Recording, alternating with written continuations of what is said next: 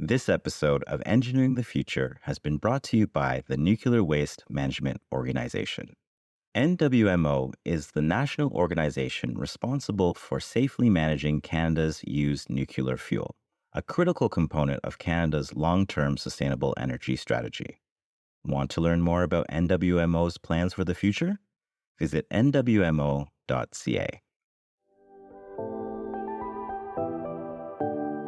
This podcast is brought to you by OSPE, the Ontario Society of Professional Engineers, the advocacy body for professional engineers in the engineering community in Ontario. Welcome to Engineering the Future, a podcast brought to you by the Ontario Society of Professional Engineers. I am your host, Jerome James.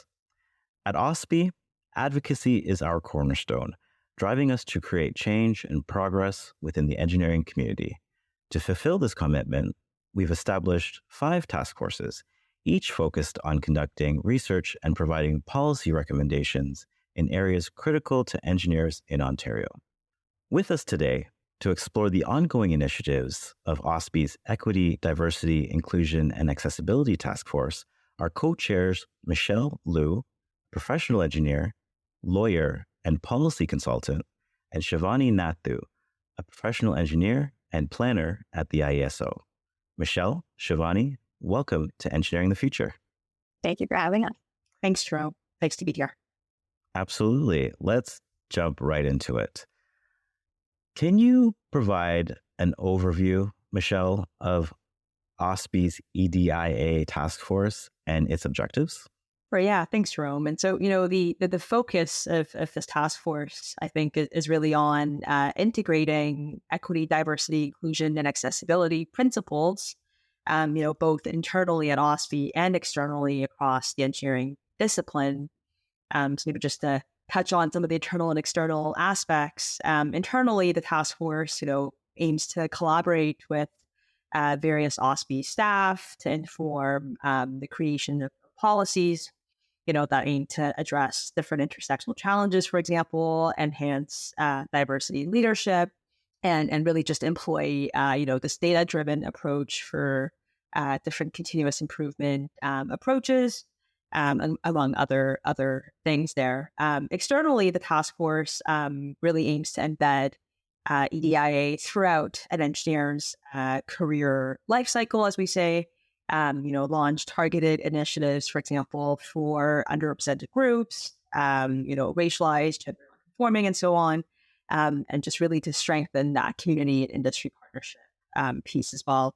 And the task force, I think, also really works to support other projects beyond the external-internal binary that aim to raise EDIA awareness overall and just to foster that culture of inclusion and respect within our profession and community. Excellent. And Shivani, what motivated you to take on a role such as co-chairing this task force?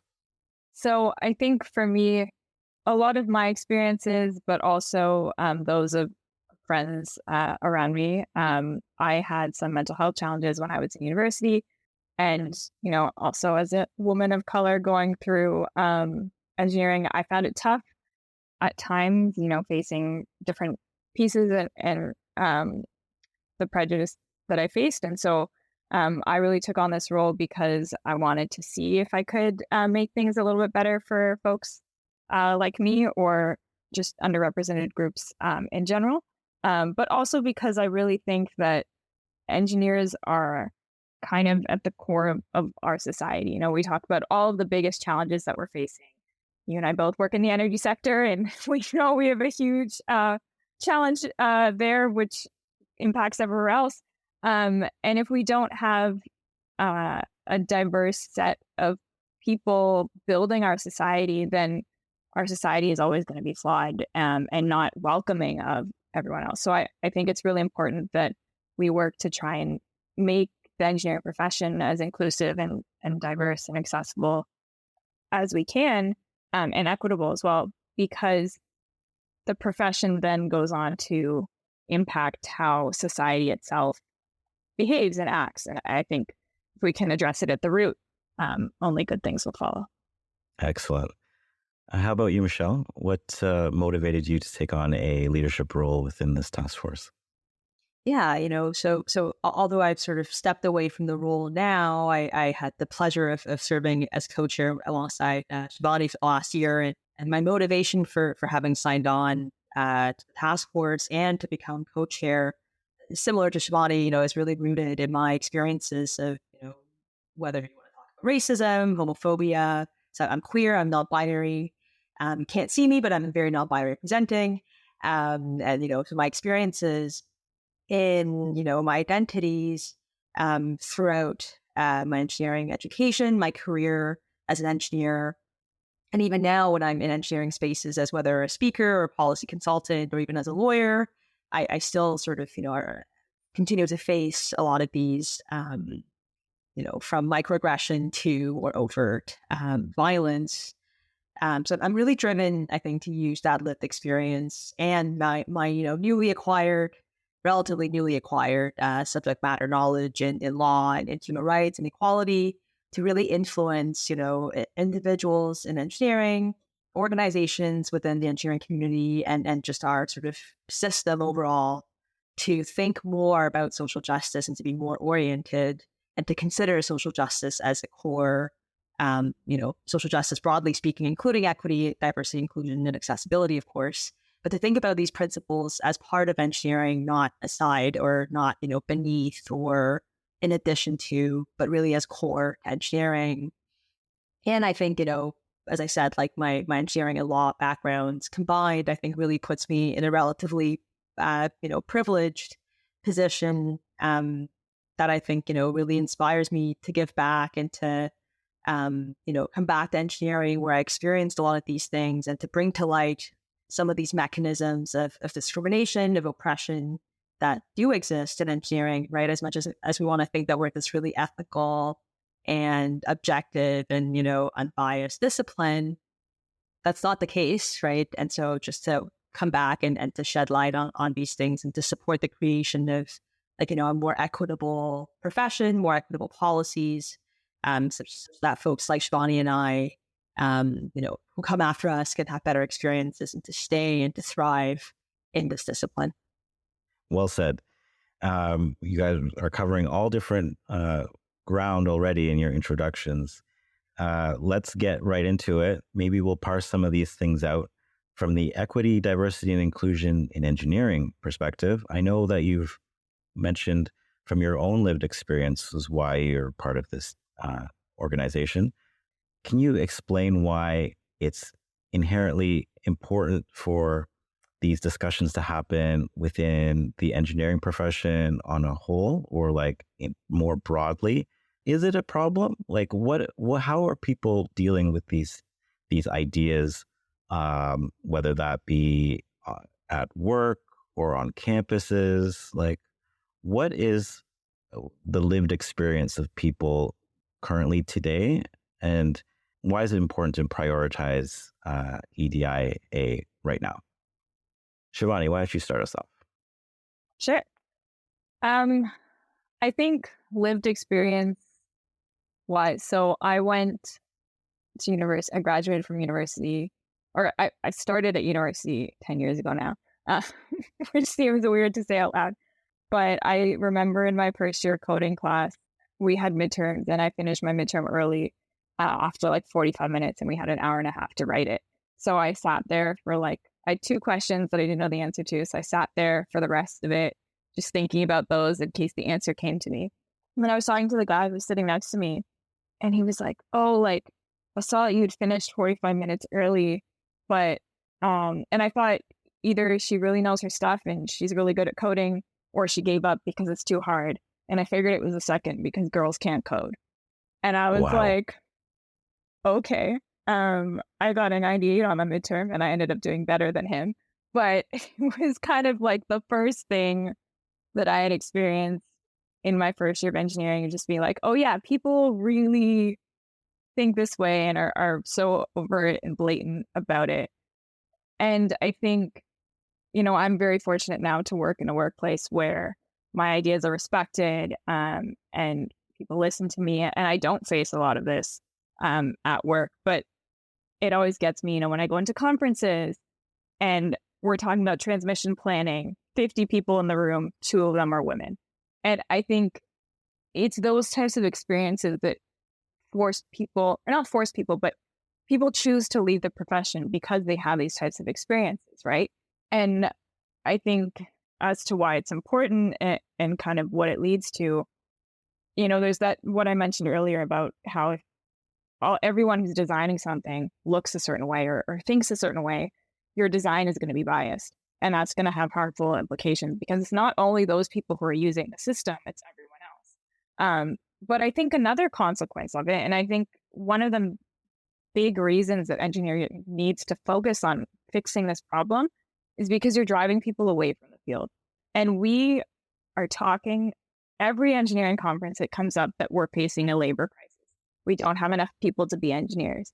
We need more people to go into engineering. And I'm like, well, if you treat them well, then they'll stay in the profession. But I don't blame anyone who, faces this type of stuff at work. And they're like, I'm going to leave because it's not good for me to be in this space. Absolutely. And that leads to us not having enough engineers. So if we want to face these problems, we need to stop driving people away because we don't have that luxury. We need as many engineers as we can get. We need as much help as we can get. And then also it leads to better solutions. Okay. And what are some of the solutions, Michelle? How do we start to address some of the issues that Shivani just raised? Yeah, I think it really, I think some of the significant barriers to achieving, not just diversity, but also, you bring people in, you have diversity, but we often have this revolving door phenomenon, as we call it. People come in and then they leave in the construction industry as an engineer. And so very similar experiences, ranging from, people asking where I'm from to, not having a washroom and homophobic comments on site and all of these things that compound over time to result in people leaving, right, through that revolving door phenomenon. And so I think that's sort of one of the significant barriers is this exclusionary culture at all levels, right? Not just from, people often say, well, on site, it's not the engineers, it's the other workers or the other people. It's always somebody else, right? There's often this perception that it's not the engineers who are perpetuating this culture. It's always somebody else. We always like to, sort of externalize the problem when in fact we know that this culture comes from within, right? It begins at orientation when we're told that we're the best and the smartest and we rule the world, right? This chant that engineers rule the world, we're all familiar with that chant.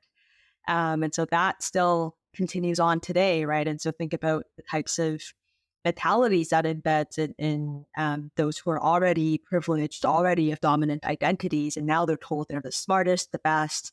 And so we can think about how that goes on to impact the culture and this engineering community that we're all in, and right, so that's exacerbated by societal and other systemic inequities, and I think these challenges are obviously predominantly not the fault of equity-seeking groups, but are instead rooted in actions and inactions of individuals, right, holding those dominant identities. So we often in engineering like to talk about imposter syndrome, for example, and that's sort of in a way faulting the equity-seeking people, right? Oh, Shivani, you couldn't get through because you weren't confident in yourself. You have imposter syndrome. Like it's going back to fault the individuals who are equity-seeking as opposed to pointing to the system, right? To the others who are perpetuating these ideas.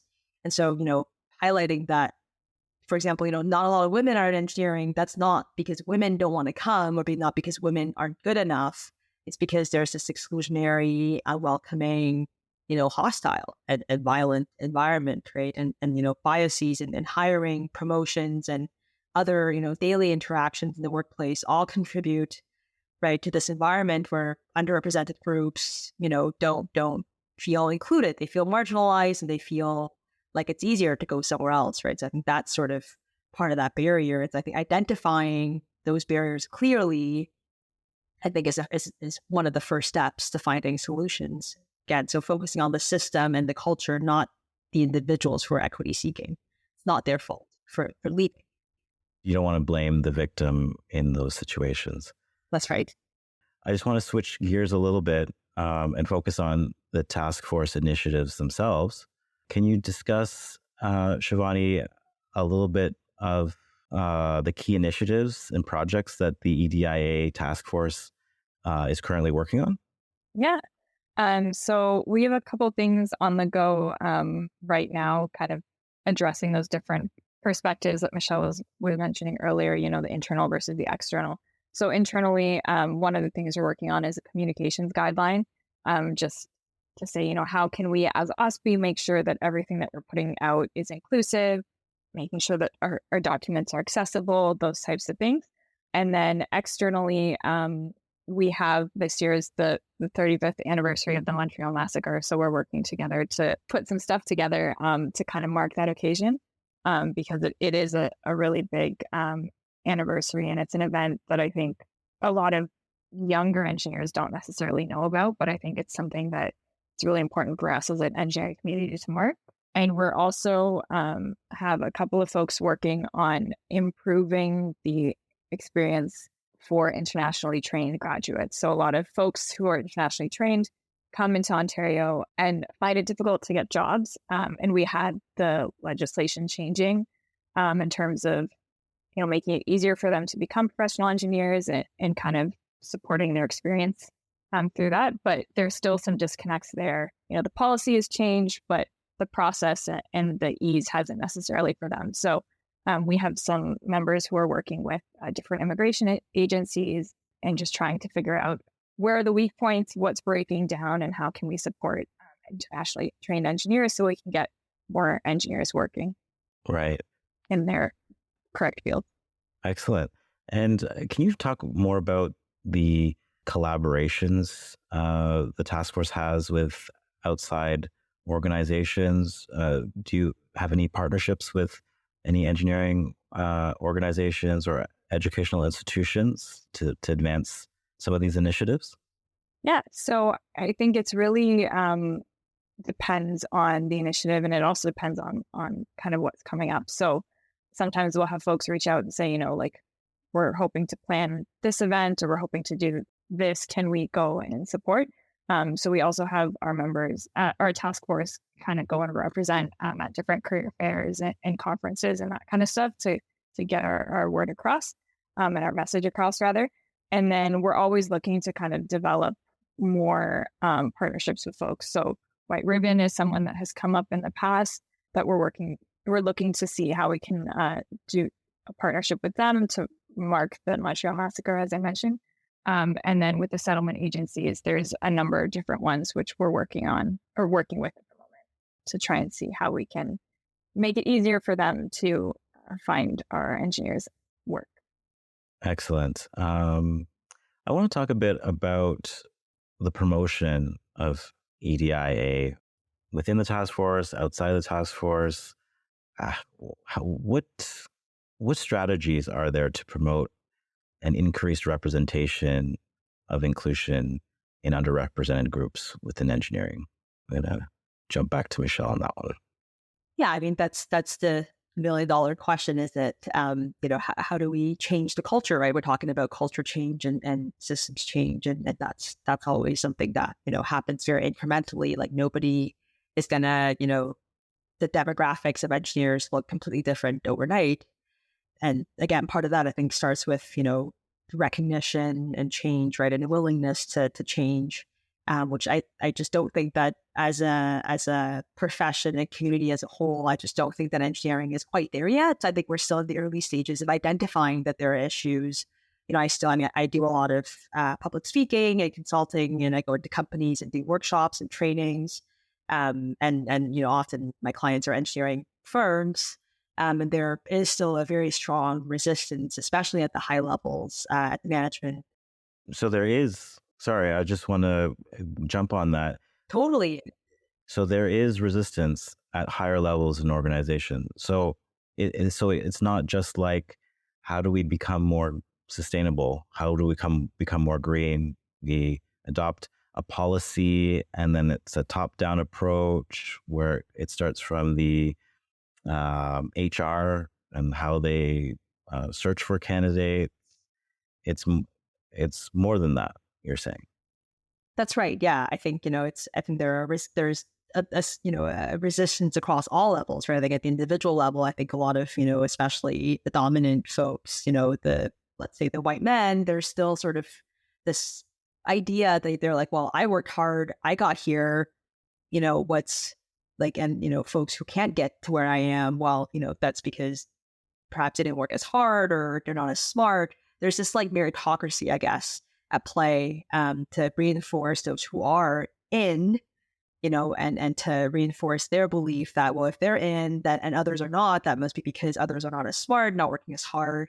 So there's that culture and that ideology that needs to shift a little bit for folks in engineering to understand, for example, to even just have the grades in high school, if you grade 12 physics, to be able to take grade 12 physics and have the grades to, apply and get into engineering, right? That already has a socioeconomic aspect to it, for example, among other things, right? So if you're in high school, if you're busy working 3 jobs and supporting your family versus if your family's, very socioeconomically stable, perhaps hired you a really good tutor or sent you to additional tutoring for you to get that 95 in physics that you needed to get into, U of T or Waterloo engineering, right? So that differential, that equity consideration, that different starting point begins there, right? And in engineering, who gets to spend 80 hours a week on their assignments and, lab reports and who doesn't, right? So that those sorts of questions I think are really important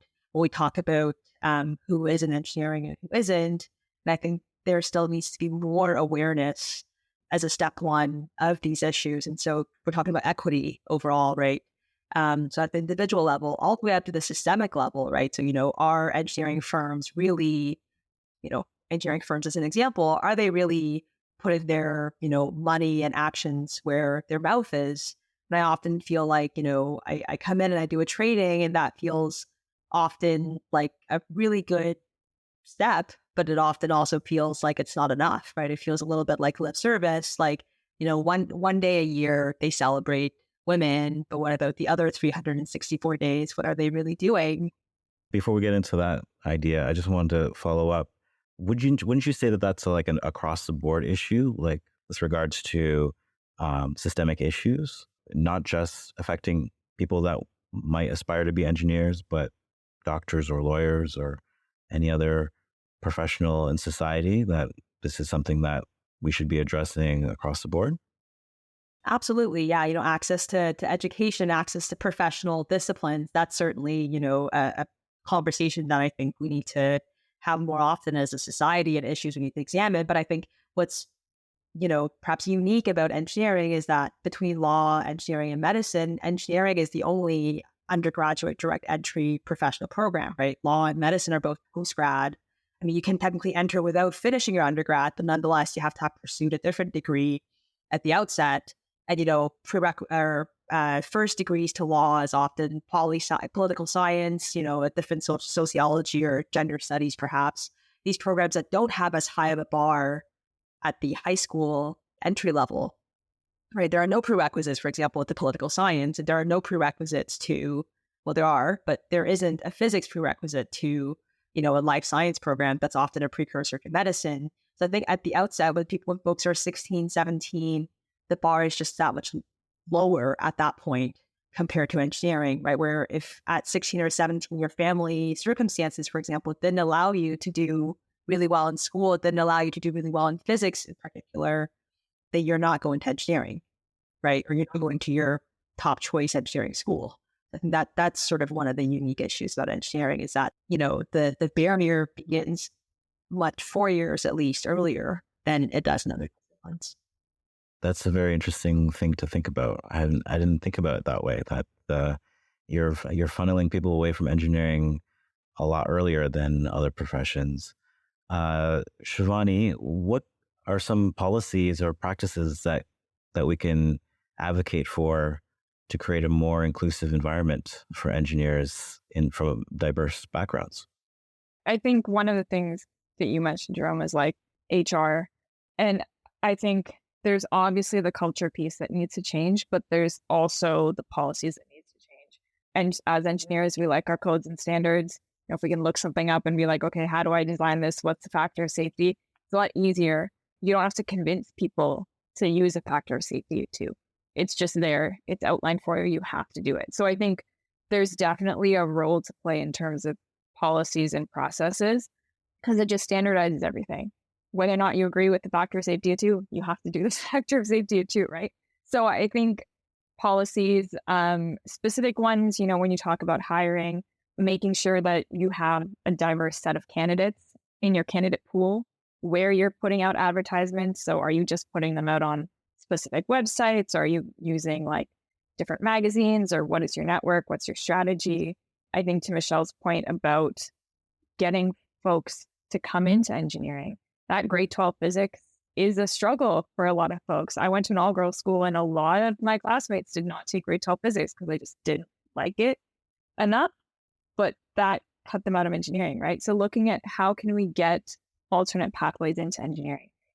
Or the sound of a physics class, just from the title alone, not the content, can turn people off of like, oh, this is not for me.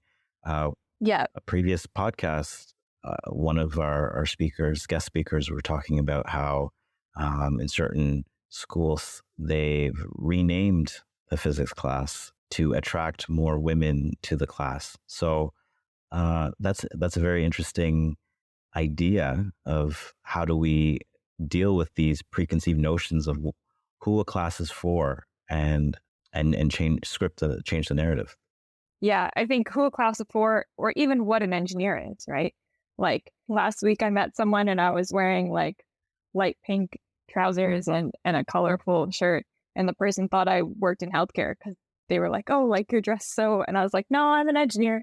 I think a lot of people have this notion, especially high schoolers, like you don't really know much when you're 16, 17, 18, and having to decide what you want to do for the rest of your life is like scary. But I think exposing younger folks to engineers of different backgrounds, showing all the different things that engineers can do. We don't just build bridges, we have roles at so many different aspects of society. I think that's kind of how you implement the high school stuff, also changing the prerequisites. So maybe physics is a thing, but people can take physics over the summer or something like that to kind of get their foot in the door. I know that some universities are exploring different entrance strategies for Indigenous folks who may not have had physics or have the same educational background. So I think at every point, there's kind of two things to look at. It's how are we getting people in, and then how are we ensuring that they stay in, the retention. So the retention piece, are you making sure that everyone's getting the same salary or same promotion? Is it objective? So instead of having performance reviews that are wishy-washy, is there a criteria that people know that they should keep in mind that they can work on? So it's all standardized. I think also, having a really good and robust system for people to report if there's harassment. But I think also there's so much at stake in the workplace if you file an official complaint. And I think one of the challenges is like, if someone made that comment to me about coding, if that was in university, if that was at the workplace, it doesn't feel like it's big enough to make a formal complaint, and put it on the record and something. But having a way to do like, how do we handle microaggressions, or coming up with a policy for that? I don't know what that looks like. It's kind of the $1 million question, but I think it's really important that we try and make things not necessarily as standardized as possible, but just have something there so that folks who are unsure of what to do can look at that for support, and so that their experiences and complaints are taken seriously and are not kind of thrown out. So there's microaggressions between colleagues, and then there's implicit bias and discrimination from the system, a systemic issue from like a top-down approach. How do we address those implicit biases, whether they occur in the classroom or the workplace within the engineering profession? I'll start with Shivani, and then you can answer the question as well, Michelle. I think one of the big things is just having training. So that goes back to Michelle's point around awareness. Just the implicit bias training, most companies have rolled it out by now. And I think it's really important for folks to be aware of it. And I think ultimately one of the other points that we need to bring back into the workforce is just a reminder of respect. Like there's a certain level of respect that you owe your colleagues. And I think a lot of times these things feel very political and people tend to get defensive and don't want to do things. But, if you have a colleague that prefers to go by their middle name, most people will just call them their middle name out of respect for this person because they're doing what they would like, right? And so it doesn't need to become different just because it's a trans colleague, as opposed to a white man who prefers to go by his middle name, right? And I think if we put the focus more on treating our colleagues or classmates, whoever they may be, as like, this is the level of professionalism you need to have in a workplace. You need to treat your colleagues with respect. There are policies saying that you can't disrespect your colleagues for any reason, whether that's racism or just, you can't yell at your coworkers, like things like that. I think it's really important to just set the bar at a kind of higher level. And whether it's implicit bias that's causing this behavior or it's something else, I don't think that needs to matter. I think if we just bring it up a level and just say, okay, we all work together. This is how we're going to behave, regardless of how you think. Excellent. Michelle? Yeah, so I think I echo all those points, and maybe just to add a couple things here. I think, how do we address implicit bias and discrimination? I think, firstly, naming it, right? Calling it what it is. I think we often like to have more, as Shivani said, politically, friendly words or, words that won't get people to put up their defenses. But I think really just naming it, calling it discrimination, calling it, and also implicit bias, I think also the word implicit, I feel like lightens the responsibility on, the system and the perpetrator. I think often these biases are quite explicit, right? Like the fact that, engineering, historically, the fact that engineering is quite colonial, has always been dominated, set up by white men. And the fact that, of course, the system continues to benefit that same group of people, that's quite unsurprising, right? But I think that's something that's quite explicit. It's not subtle or hidden. It's not, like a specific type or types of people benefit from some of the things that go on in engineering. It's, I think, naming that discrimination, naming that inequity, naming it correctly, I think, again, goes back to the awareness and really pointing out the issue. I think that's one of the first steps. And I think, on the solution of policy, I think that's certainly really important, but I always hesitate as a policy consultant, I hesitate to recommend policy right off the bat as a solution, because I feel like, unless they're hiring a really robust team of policymakers who know what they're doing to write that policy for the company, if like a company, other than that, if I come in and do one training and now the HR people are like, okay, let's write a policy, I think that's, quite risky. I think that policy risks being lip service, risks being more harmful than anything else. Like, if it's going to start tokenizing racialized folks, for example, that's not really the direction we want to go in, right? So I think policy, but good policy, and policy that really is nuanced and considers, the needs and interests of the equity-seeking people within the organization. I think that's really, really important. So you're saying these policy positions or protocols need to be developed internally and have like stakeholder buy-in and make sure that people feel included when these policies are created? Absolutely. Yeah. I think, for policies like, I don't know, payroll, for example, that's something that, accounting or different corporate entities, sort of in a siloed manner can create, and that's usually fine. But I think when it comes to an EDI or equity policy, I think for the most part, like when we look at engineering firm partners or principals, if they're the ones who are going to sit down around a table and create this equity policy, I don't imagine that that's going to be really, it's not really going to serve, I think, the people that it intends to serve in the way that they want to. And so I think, inviting those voices into the room and inviting, the right people to share their perspectives, I think that's really it's really a large process that needs to be carried out well in a robust manner in order to come to a policy that I think is going to be effective. And I think that's often the challenge around resources, around, right, companies want something that's quick and easy, not something that, is going to be like a 6-month working project that they're going to invest. For sure. Stakeholder buy-in is really important for the acceptance of a policy workplace-wide. If I can just jump in as well. For sure. I think one other thing that often comes up a lot in workplaces is that whoever is from the underrepresented group, they also have to do a lot of unpaid emotional labor on top of their day job. So as Michelle mentioned, we want to make sure that people are getting consulted and they're getting brought along in this policy process. But all of those folks have day jobs as well, right? And they're not, in most cases, they're not getting a lighter workload because they are also reviewing the company's EDI policy and because they're also sitting on this task force and doing this committee and organizing this thing. So I think one of the other challenges is making sure that the emotional labor is not on top of the other work that they're doing, that it's balanced. So if this person is going to sit on this committee, can you reduce their workload in the other aspects so that they have enough time for it? Did you ask if they want to get involved, or have they been voluntold? Because sometimes it's like, okay, you're the only person of this group, so we need your opinion and we're going to tokenize you, as Michelle said. But right, you may not want to get involved. You may just want to do your day job and that's all you want to do, and that's fine. That's your prerogative, right?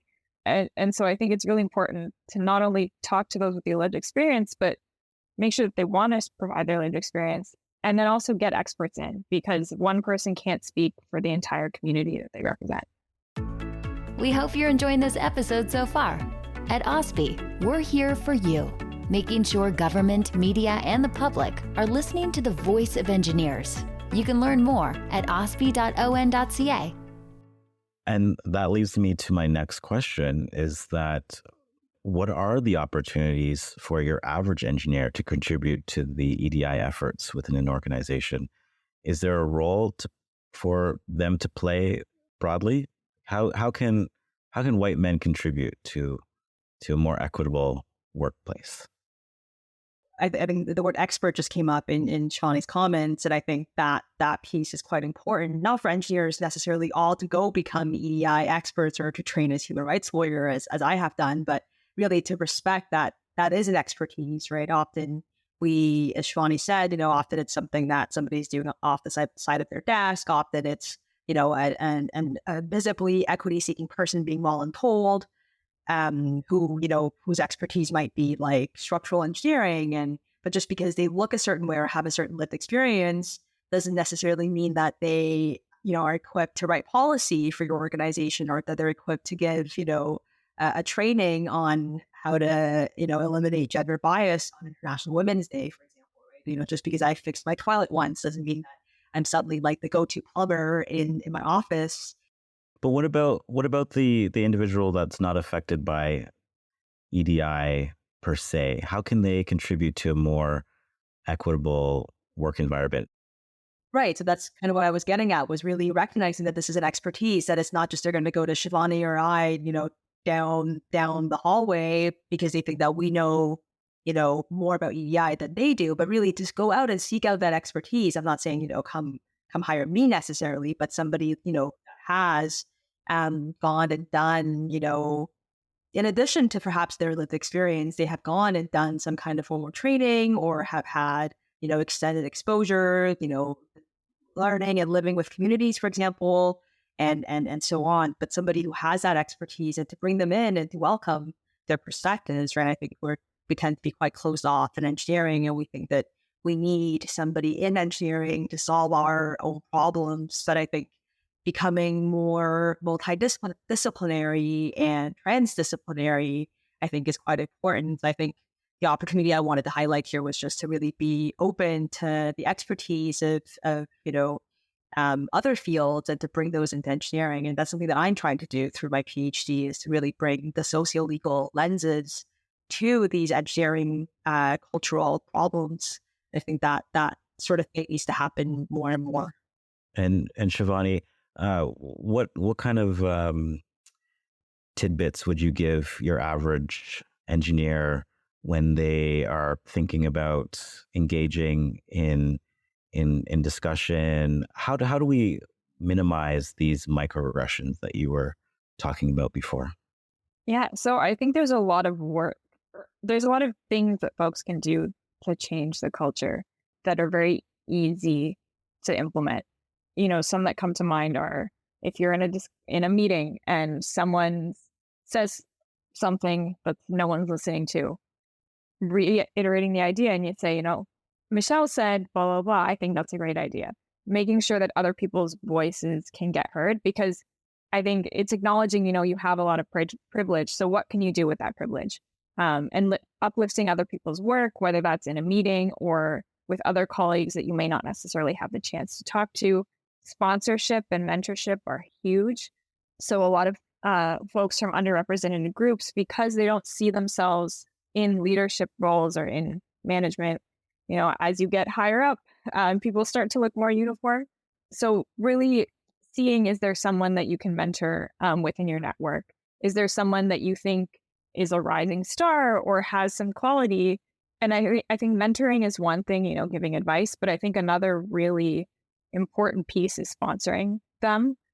So whether that's, talking about that person in other conversations where they're not there, or seeing if there's a role for them, promotion down the line, because that's where a lot of underrepresented groups miss out, is that their names aren't being brought up in these conversations. And then I think, right, it's not good enough to just talk or acknowledge them, but the work and what's that next step? How is that moving them forward in their career? For sure. And I think there's a lot of unspoken rules as well that you wouldn't necessarily know unless you're from the dominant class or whatever. And I think one of them is going for coffee chats with people, or getting people bringing up your name in other conversations. I think there's a lot of things that members from underrepresented groups miss out on because they just don't know the intricacies of the workplace necessarily. So I think sponsoring, mentoring. I've had a director email me when I was a junior and be like, hey, let's get a coffee chat. And I was very confused because usually it happens the other way around. But that was their way of saying, okay, supporting me and kind of opening my eyes to this side of the world. So I think it's really about seeing how you can use your privilege to support other people.